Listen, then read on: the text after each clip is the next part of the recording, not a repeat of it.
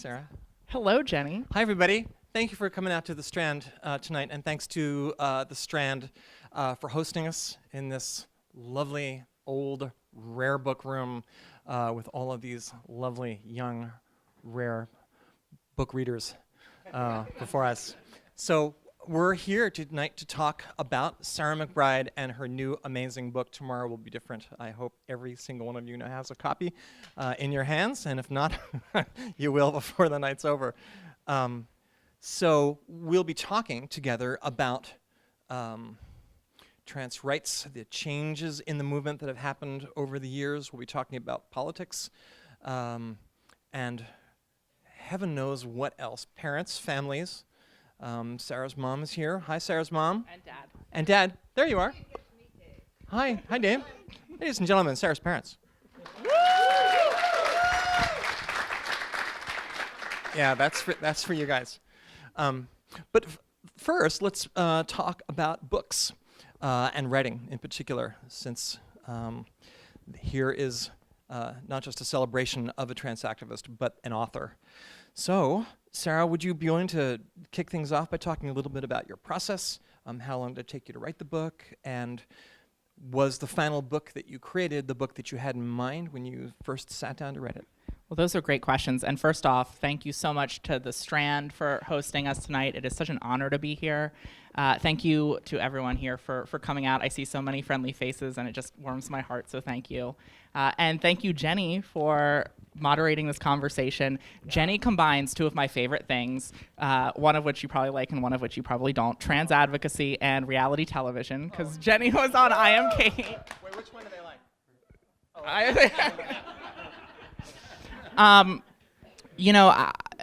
After, as I'm sure everyone knows, much of this story is about my relationship with this incredible human being, Andy Cray, who passed away from cancer in 2014. And shortly after he passed away, I went home for a couple weeks to just reflect and work through the grief. And I sat down at my kitchen table and decided that I would just sort of write down what happened. It turned out to be about 15 pages, just to sort of wrap my mind around what I had just gone through. And I ended up sitting on that for a long time, and then on the 1-year anniversary of our wedding, I decided to pare it down a little bit and write a short story that I posted on Medium talking a little bit about our relationship. And I think it was sort of through that experience that I recognized the power that our relationship might have in helping to underscore a very simple fact about transgender people, which is that we are people. And I know, shocking. Wait, I'll write this down. Yeah, just take notes. And so I began to share that story more and more in my advocacy, and then eventually on stage at the Democratic Convention in 2016. And it was Pause for applause. Well, and I know I'm interrupting you, but that was no small thing. I believe, to paraphrase, in fact, to directly quote Vice President Joe Biden in a different context, that was a big fucking deal. It was. Excuse me. Sorry, Mom, Dad. Sorry. that was. Yes, yeah. She said that right after. Indeed. And the next day, I got an email from my agent, Katie Zanecchia, who wasn't my agent at the time, and she said, "Have you ever thought about writing a book?" And, you know, a couple people had talked to me about that before, but it seemed so presumptuous for me in my mind as a 26-year-old person at that time to write a book.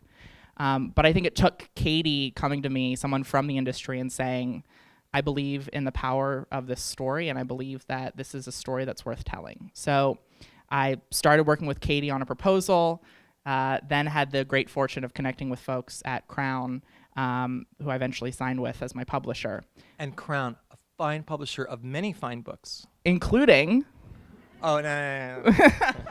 We share a publisher. We share a publisher. And worked with them starting in January of 2017 through June of 2017 writing this book. So it was a relatively short period of time. But one of the things that was actually really powerful for me in writing this book was it was right after the election. And I was feeling not particularly hopeful. I was pretty depressed, and I actually had conversations with my parents pretty frequently throughout this period of time where my father, he said to me, because I had to go out and do my public advocacy and I was having this sort of crisis of faith, and he said, you sort of feel like a pastor has to go out and preach and is having a crisis of faith. And so one of the things that writing this book allowed me to do was to sort of refine my hope and take lessons from my life that I hadn't really connected or seen until writing this book, and really be able to internalize them, find that hope, write this book, and figure out how to move forward. Wow. Thank you for all that.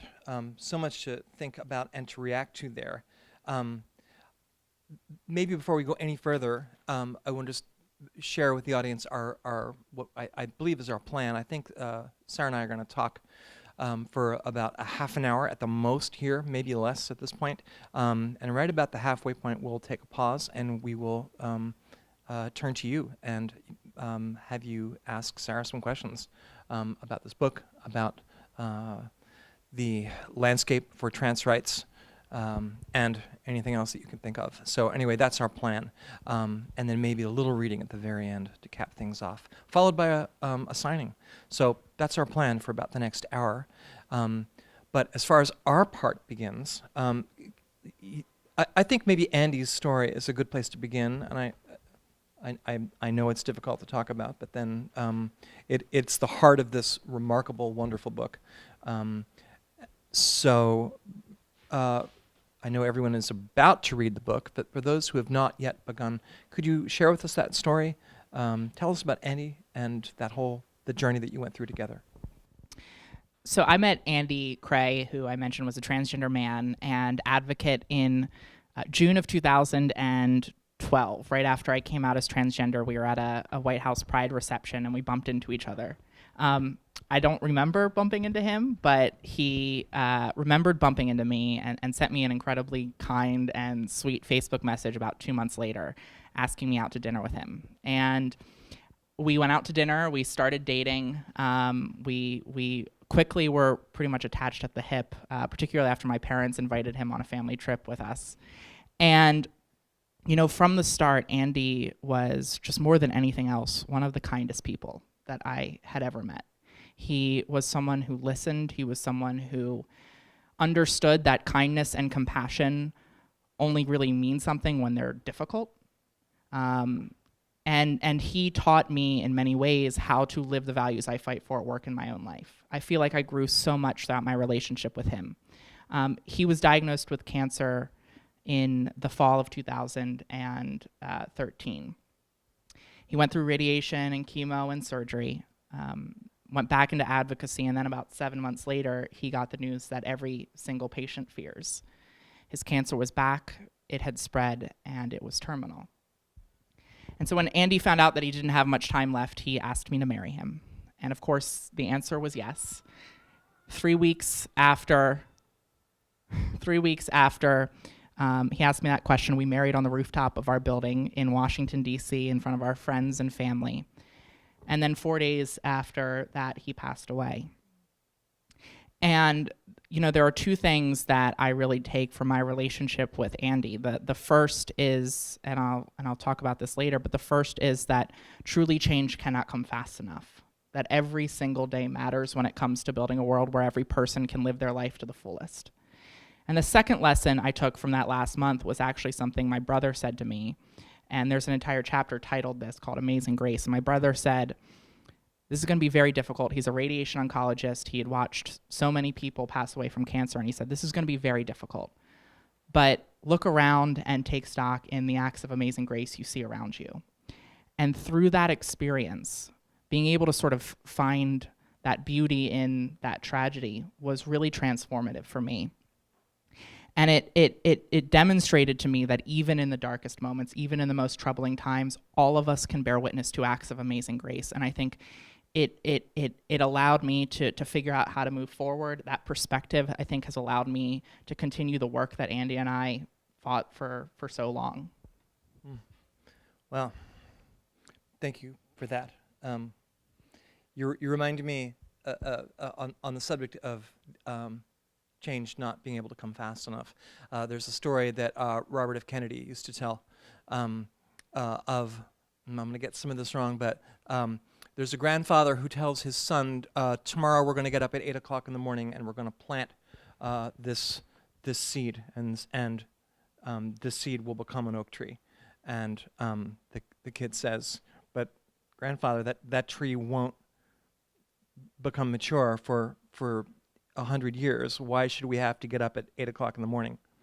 And the grandfather says, you're right, we'll get up at 6. I'm thinking of, on the subject of politics, I suppose, would you be willing to share with us that experience, what that was like at the podium at the Democratic National Convention, both as a cultural and a political experience, but also as something personal for you? Yeah. You know, when people come out, like, there's always a coming, like you kind of came out in a big way. I mean, I know that wasn't coming out, but in terms of stepping onto a national stage.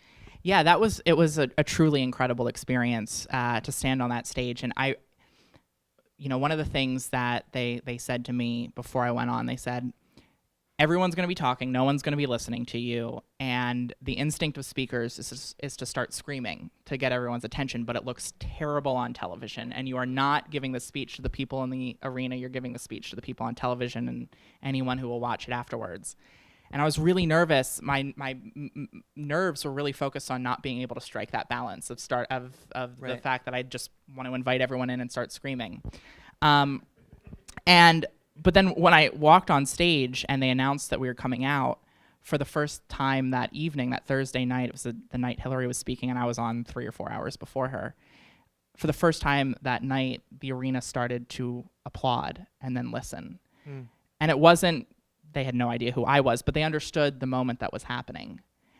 And I wish I could bottle up the energy and the love that was in that arena, the tens of thousands of people in that arena, because it was really in many ways the first time that we had seen a mainstream political entity, the most cautious industry there is, say to transgender people, we see you, your cause is our cause, and we're going to be right there by your side.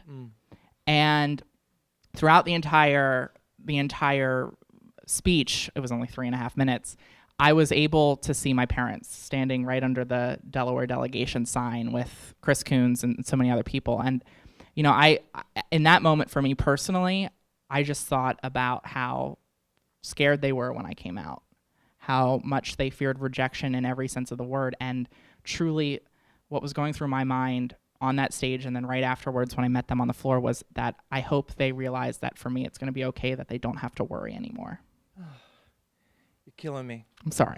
Well, I share this with you. I think you already know this, that I found out 3 or 4 months ago that I am also the parent of a transgender child. And though I feel like I know this landscape about as well as anybody at this point, I still was surprised by how difficult it was for me, because obviously, I'm okay with transgender people personally, but the idea of having to let go of one idea of who my child was and to embrace a new idea of who my child was going to be before I could see it, it was strangely difficult for me, and I found myself then and since then channeling the I don't want to say the reservation, but some of the hard feelings that my own mother had and my sister had for me. So, is it okay if I ask you a little more about your family and what that was like coming out? I was very lucky. I never had to worry that my parents would reject me. I never worried that my parents wouldn't accept me. I knew that their love was unconditional. But I also knew that they would be scared. I worried about disappointing them. And I knew it was going to be really difficult for them. I had read that oftentimes when a transgender young person comes out to their parents, they can go through, probably any transgender person comes out to their parents, the parents can go through this feeling of loss. Right. And I was sort of prepared as I went in, and I knew I I knew that I had to be warm but firm in my assertions of my identity. I had to walk them through it. I had to answer their questions, but I also had to make it clear that there wasn't any chance that this wasn't who I am. Right. And I think over the course of several days answering questions, and one of the things I try to do in the book is try to invite readers into understanding some of the basics of at least my experience as a trans person, and that sort of notion of having a gender identity that differs from your sex assigned at birth through that conversation with my parents. And my mother admittedly said that she felt like I was dying. And my brother came down with his husband Blake and said to my mom, "Mom, I deal with kids who are dying from cancer every day. Your child is not dying. Your child is not going anywhere." And my mom asked at the time my brother Sean, who's gay, she said, "What are the chances that I have a gay son and a transgender daughter?" And my hope at that moment was that we could, as a family, go from a place of asking that question, what are the chances, not out of pity, but out of awe. Out of awe for the fact that my parents had raised children who were strong enough and courageous enough to accept this truth about them, awe in the beauty of the diversity of our family. And what is so incredible for me over the last 6 years is to watch my family so clearly get to that place, to watch my parents ask that question, not out of, I'm going to start crying because my mom's crying. And you're going to make me cry. Not out of self-pity, but out of awe. And I remember at one point asking my parents, having the conversation, if you could, press a button and I wasn't trans, would you? And they both said no. Right. But how deep into transition was that? How long had they been sitting with it? It was a process. I think it wasn't the first day, I'll bet. It definitely wasn't the first day, and it definitely took time. And I think, what was so incredible with my parents was they understood from the start, and we've talked about this several times, they understood from the start that acceptance sets a standard and rejection provides an excuse. That other people would look to them as to how they responded, and they would take their cues from my parents. And so my parents were, as difficult as it was for them and as scared as they were, and frankly, as much at the start as they wanted this not to be the path we were going to go down, they knew that to the public and to everyone else, and to me, really, they had to present exactly what they were, which was totally 100% supportive. And I think even before they got to that place of awe and not pity, they were down at the legislature advocating with me. But I think in many ways, I think my dad would say this, it was probably, and I talk about this in the book, in many ways it was my relationship with Andy, seeing someone love me as the woman that I am, that I think allowed them into this space. And my dad says that when he walked me down the aisle, he knew in that moment that he loved his daughter just as much as he loved me before. Well, there's not going to be a dry eye in this house, I'm going to tell you. I have to tell you that the book is inspirational to me not only as a... Can we be fellow transgender women? Is that sounds right. Okay language? We're fellow women. But also as the parent of a trans child, your parents are an inspiration to me, and that it's never too late to keep learning. So that was, to me, that was a big takeaway, is not just the good work that you've done, but also the loving family in which you were raised. Is all of these things are things that help to change the world. And speaking of the world, your book is called Tomorrow Will Be Different. I would argue that today is different too. It's certainly different from when I came out 15 years ago. It's like a different universe, and it is. Let's talk a little bit about how things have changed from, let's say, from 2008, just to pick an interesting year. It's really two questions. If you could talk about the change in the movement and the public perception of transgender people until November of 16, and then, in fact, let's make that the first question, and then I want to talk about some of the more difficult times we've been in the last year or two. But how have things changed since? I think particularly between 2008 and 2016, there was a massive change in this country in the way that we talk about transgender people, in our progress on legal equality. We saw more and more states adopting explicit protections from discrimination for LGBTQ people, including transgender folks. We saw we saw the percentage of Americans who say they know someone who's transgender grow from single digits to 30 to 40%. And we know that as more and more transgender people come out, and as more and more people get to know someone who's transgender, there's no question, as you say, it becomes, or I think as your mother said, it becomes impossible to hate someone whose story you know. Right. And the parents, we should let all the parents read the I books. know, seriously. And so part of that was the byproduct of decades worth of advocates and activists doing the hard work in situations where they didn't have the platform, where they were completely ignored, if not outright mocked, laying that foundation for, once we had sort of a critical mass of allies by our side, once we had a critical mass of elected officials by our side, that change could begin to happen at a more rapid rate.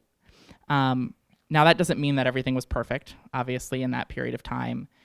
We have continued to see over the last several years, even before 2016, violence against transgender people, particularly transgender women of color, increase. And as more and more people come out, and as transgender visibility reaches unprecedented heights, we know that that sometimes can invite a backlash. And oftentimes that backlash targets those living at the intersection of multiple marginalized identities. And we started to see that in North Carolina in 2016 with the passage of HB2. We, of course, now have seen it in the aftermath of the last election. But I think what's so incredible for me is that when I came out, it truly seemed like, as a transgender person, our dreams and our identities were mutually exclusive.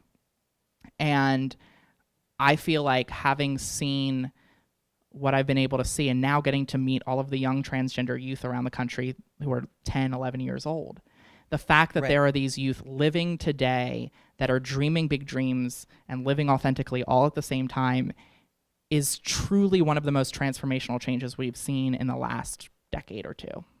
Okay, so let's talk about 2016. Let's talk about the ground that we've lost, and how do we continue to have hope? How do we continue to fight back and find belief in a good future? Well, over the last year and a half, we've seen in Donald Trump and Mike Pence an administration that has attempted to, in every instance pretty much, roll back the clock on our progress. They've rescinded life-saving guidance promoting the protection of transgender students. They've appointed anti-equality extremists to the federal bench and administration positions. They've tried to mandate discrimination in the military, and they've granted a sweeping license to discriminate to far too many people against LGBTQ people, women, and religious minorities.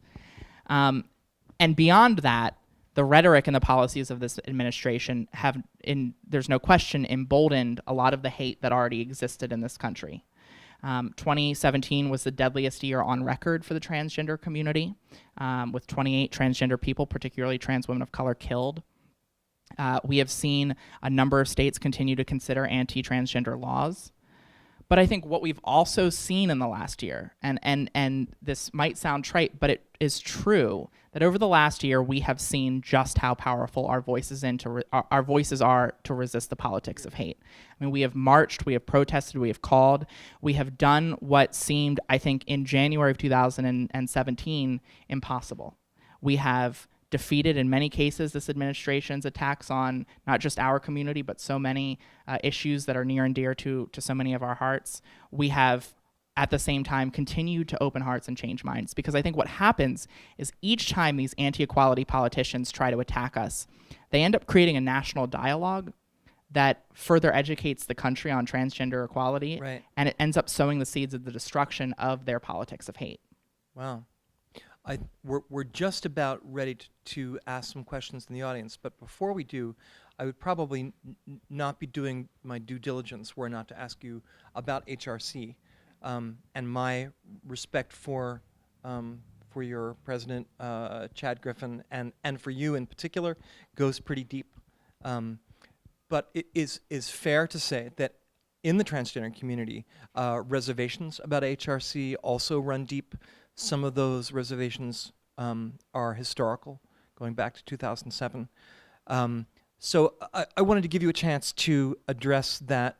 I don't mean to be awkward. I want to give you an opportunity to talk about what why do so many trans people distrust HRC? Is that distrust well-grounded, do you think?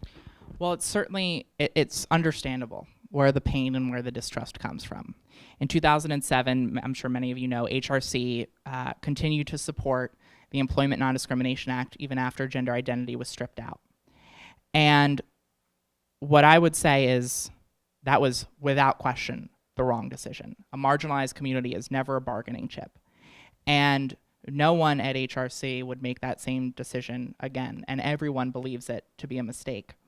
You know, I can really only speak as someone who has had the experiences I've had, but I saw in Delaware, HRC come in and put all of their resources and all of their skills and talents behind our effort to pass gender identity protections. I saw that their commitment was absolute. I've seen the evolution in part because of new leadership like Chad Griffin. And so I saw that there was a commitment.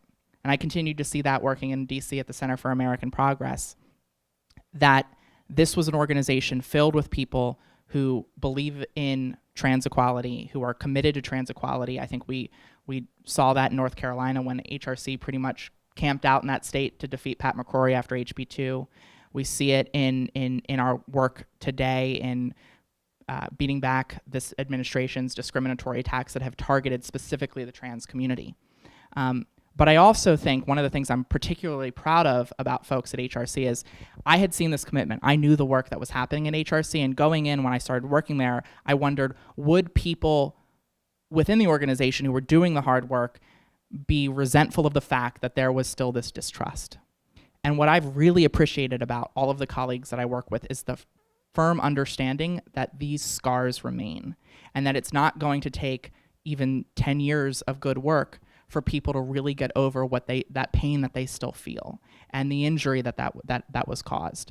And so what I love about my colleagues is this commitment to the fact that this is a long-term healing process. And we have to continue that commitment, that absolute commitment, but we understand it's going to take time, and it's going to take people learning about the good work and understanding that there are new people, that people don't believe in that decision, and hopefully we'll get there as a community, but it's going to take time, and it obviously is taking time, and that's understandable.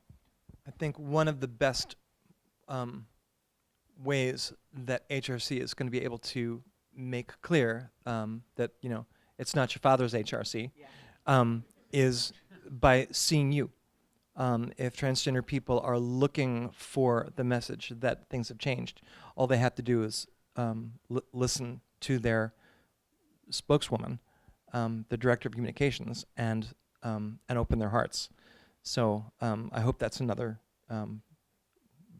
good byproduct of this book and of all the work that you're doing.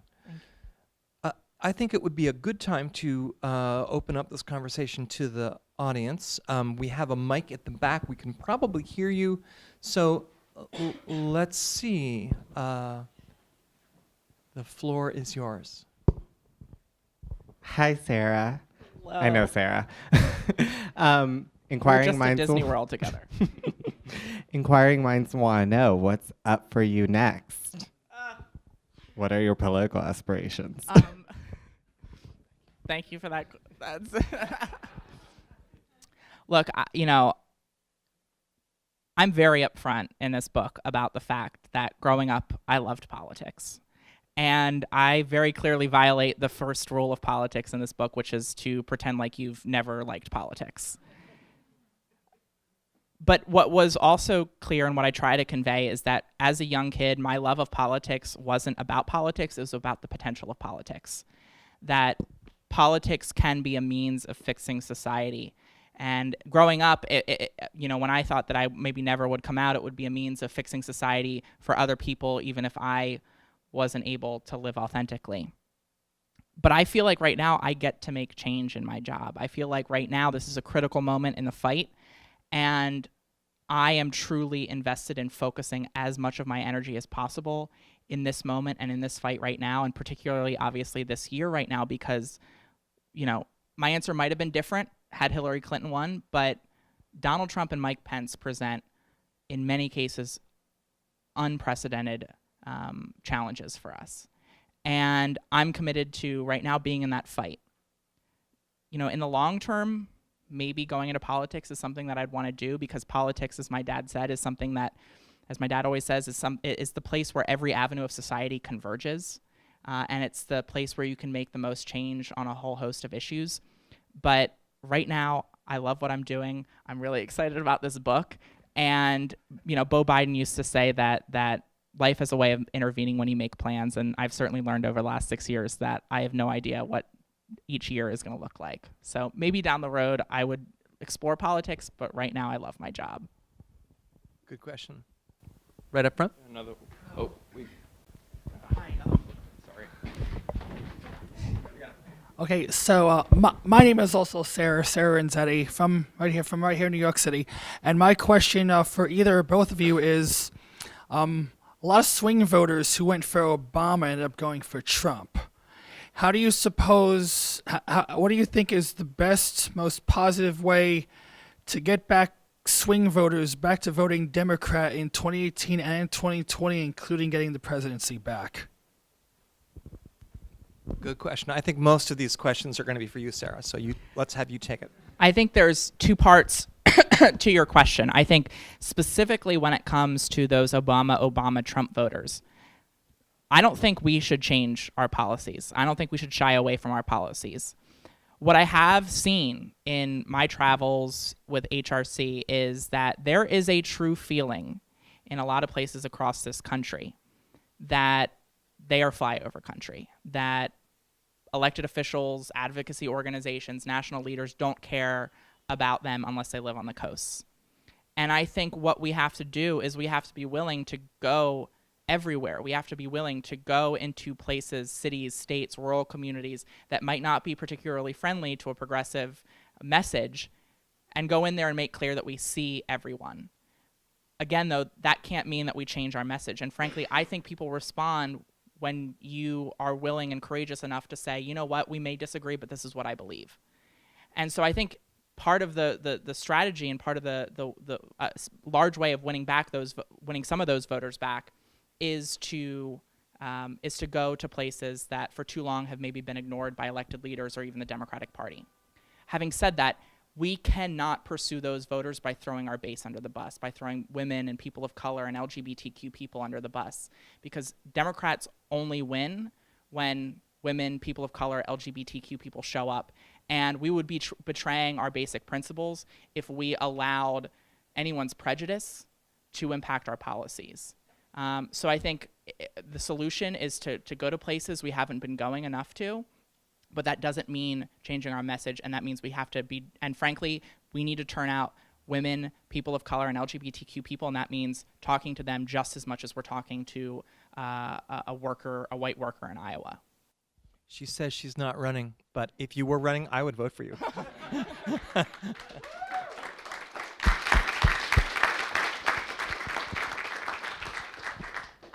How about on this side of the room?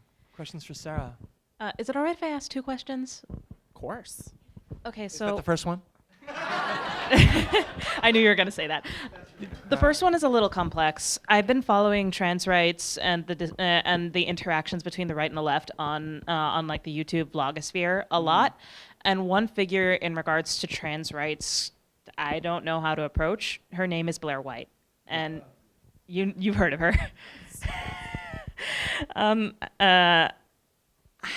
How, especially as a pro-gay, pro-LGBTQ Muslim woman, should I engage with these types of figures and their followings? Is that the first question? Yeah. Okay, so let's hold it right there, and perhaps we could give a little background on who we're talking about and what this means. So Blair White is a transgender YouTuber who is very, very, very basically alt-right, right? I mean, she's the trans Milo Yiannopoulos. You know, She's against herself? More. Does she go like almost. pick at her own house, stuff Yeah. like that? Is she allowed to use her own bathroom? Yeah.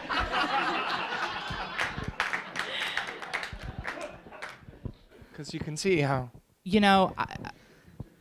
Explain that to me. I don't get that. I mean, is it just? She She is accepts her worldview is she creates space in her worldview for people that are like her, which are basically white, cis-passing, transgender women who medically transition, and as long as you sort of deviate from the norm in that way, she's okay with you. But if you deviate from if you're in any other way trans, or frankly, and then if you're Muslim or if you're an immigrant or you're a person of color, her So vision is doesn't this? include you. I mean, I don't spend a lot of time watching YouTube. Is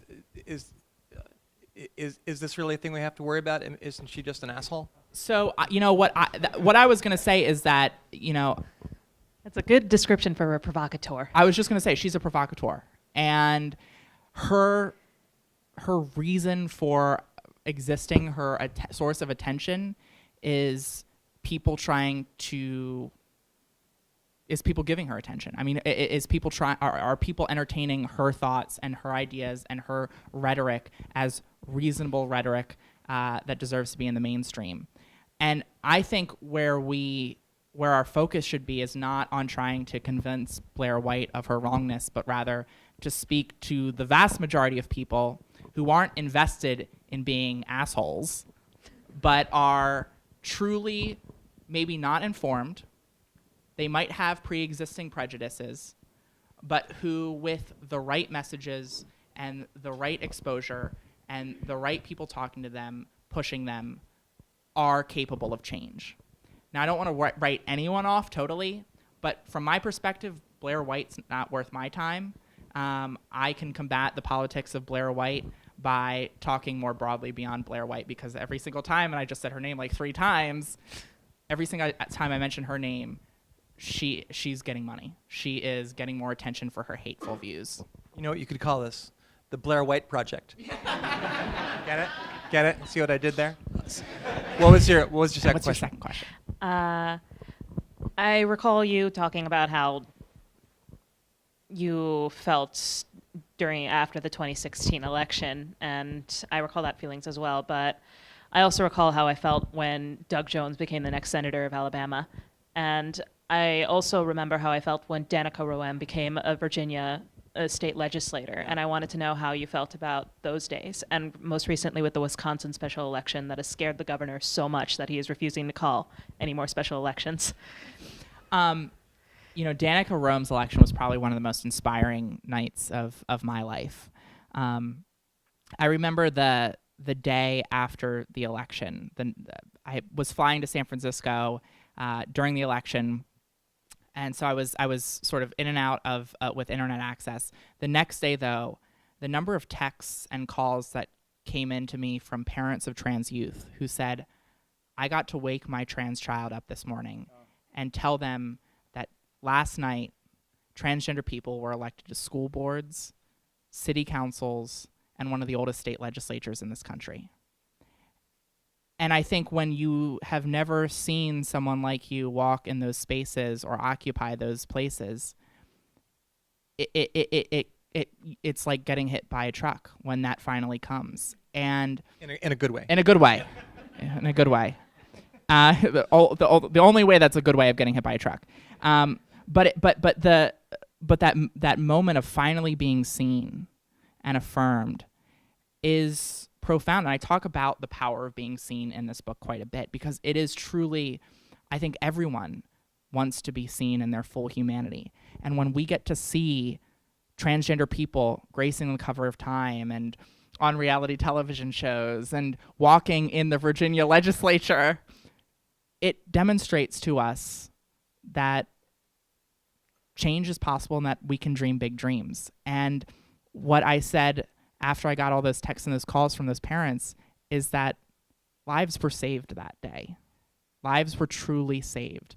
And that visibility, that placement, that seat at the table is not going to change every law that we need changed. It's not going to open every heart, but it is the place that we start. And that night was truly historic for our community, but more than anything else, it was life-saving. You're here.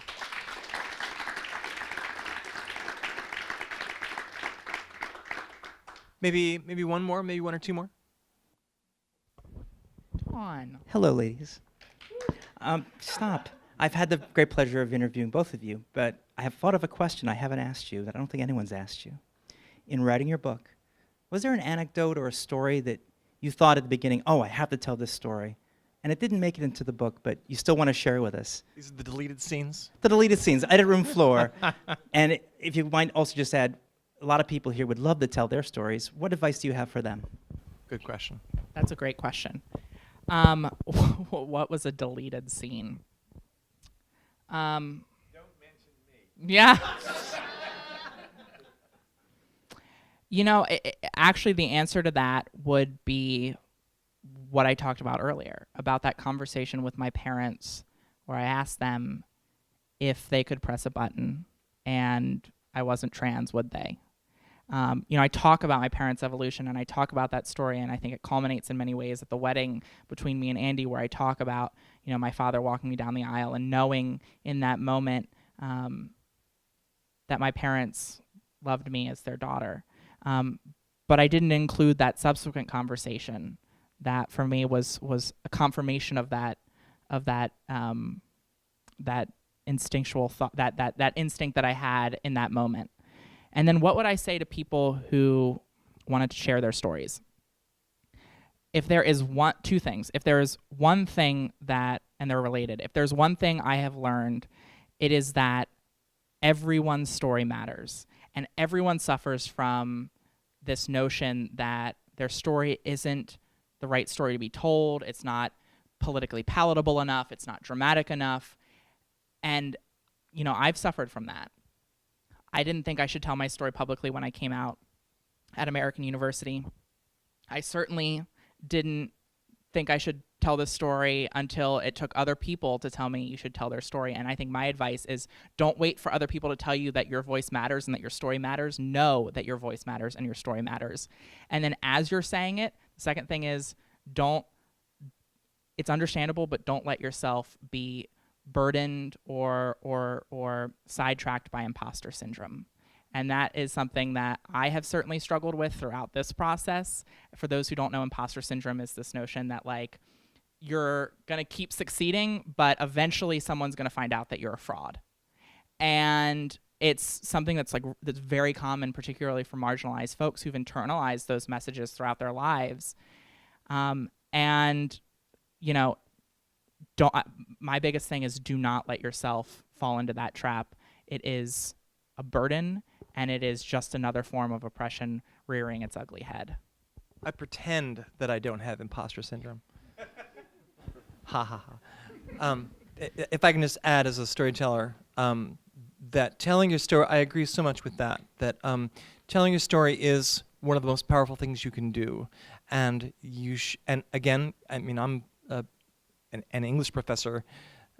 I still would say, tell your story. Don't worry about the English professors, either the real ones or the ones that are inside you, the invisible ones that are looking over your shoulder. That stories need to be told, and the value of the story that is told begins with the value it has for the person who writes it, and it may not even be necessary to show that story to anybody else. And there's a value in understanding your life in terms of story. I mean, there's even a kind of therapy called narrative therapy in which you look at the chaos of your life and try to see it not as chaos, but as a process that has a narrative through it and through arcs, and it brings a sense of reason and understanding to your life.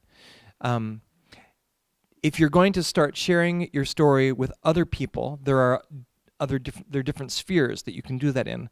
You can certainly join the world of the blogosphere and the online world. Medium.com is a very good place to publish your work. People see things there. You can drive people to Medium from your social media accounts. So it's not impossible to get readers, even if you're not all that certain about the value of what you want to write.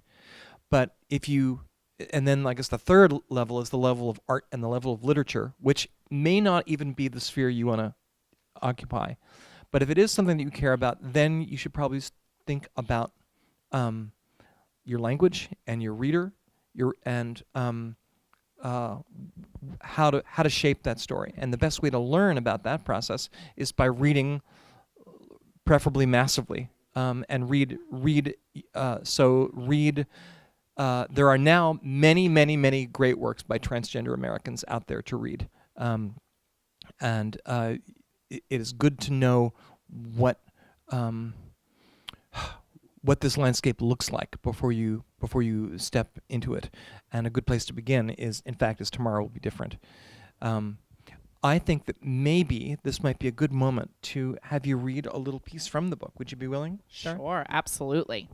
I'll just say that I had a little English professor in my mind while I was writing this, and it was Finney Boylan in my mind. This is the first time I've ever met Jenny in person, but I've admired your work for so long. Oh, get out of town. Throughout writing this, I was like, I hope I do Jenny proud.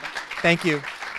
But can I say? I mean, that's kind of you to say. But can I say when I first published my first trans book, which was 15 years ago, yeah, she's not there. I think actually some of my books are actually on the table. So if you see that lonely-looking person after the reading who is not Sarah McBride, that will be me. And I do have a brand new literary novel called Long Black Veil, and so we're gonna be hawking those.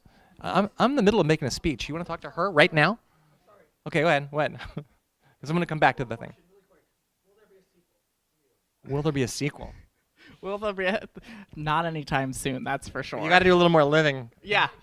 But hopefully it'll take me a long time to have as much life as I had in the last 6 years. I'm ready for things to slow down a little bit. But just to finish that thought, when I came out, there were people that that I was looking to, who actually, interestingly, are people whom very few people read anymore. Jan Morris was the writer who made a big difference to me, even with all the questions I had about her work. And there were other writers as well, and other transgender people. There's a woman named Canary Khan, whom everyone has forgotten by now. There's Kate, my dear friend, Kate Bornstein. Well, that was this was before, back in the day.